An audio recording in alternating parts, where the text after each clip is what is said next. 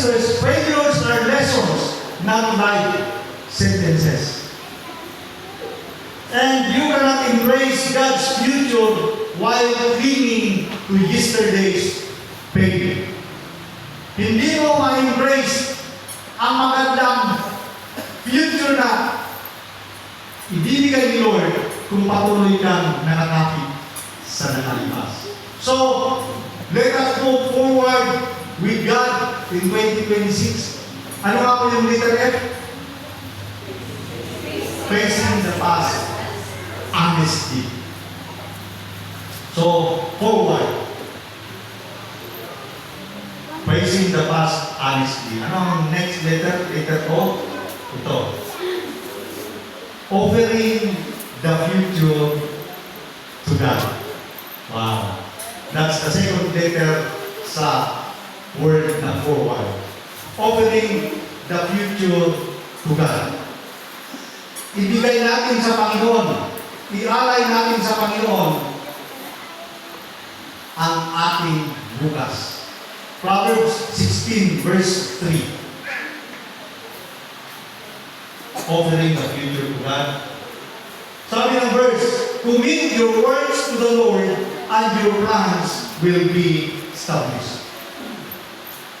Sa Tagalog, ipagkatiwala mo kay Yahweh ang iyong mga gagawin at magtatagumpay ka sa lahat ng iyong mga layunin.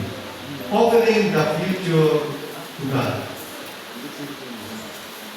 This is one of the sad parts of buhay ng tao. Many people plan their year and then ask God to bless their plans. May mga tao na gumagawa ng plano, tapos sasabihin nila, Lord, i-bless po ang aking mga plano. Bakit okay mo na? Bakit okay na? So, plano kita, tapos, Lord, bahala ka na sa nito. But there's something missing. You might be kulang. And by the way, ang kalaban, si Satan, halos 99% tama, may 1% lang naman para hindi masyado halata.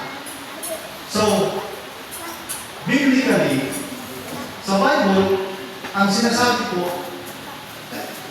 give God the plans first. Ano po ang epekto po niyan? Ibig kong sabihin, bago po tayo magplano, hilingin muna natin kay Lord. Lord, ito ka talaga. Bigyan mo ako ng wisdom ng karunungan para harapin ang 2026 na nangyari. Kasi, most people, even Christians, meron na tayong plano at saka tayo mag-pray. Lord, bless na ako mga plano. But, it should be the other way around. Bakit ang sinasabi sa Matthew 6:33? Kung may nakaming price, seek ye first the kingdom of God. Una-muna, ang Diyos. Bago yung ating mga plano.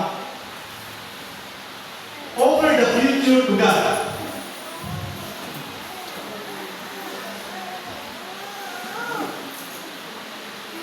Pray before you plan. Seek God before you decide. And let God write the story of your new year. O napakaganda. Hayaan rin daw na si Lord ang sumunod sa mga chapters ng iyong taon. When the future, take note of this, when the future is surrendered to God, kapag ang ating bukas ay isinuko natin sa Diyos, anxiety is replaced with peace. Amen? Kapag yung ating mga kabalisahan para sa darating na bukas, di daw kita sa makakuha sin pagkaon, di daw kita sa makakuha sin panggasto sa pag-eskwela sa mga bata, di daw kita sa makakuha sin para makapadayon kita,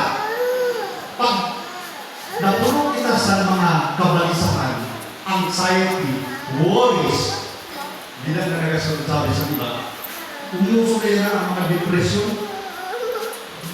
Sa sa amon, sa mga pag-depression, iba ang dating. May amigo kami na ang expression niya ay na-depression. Ang expression niya, depression. Pero pag sinabing depression, so yun na ng bagyo, di ba? May depression. But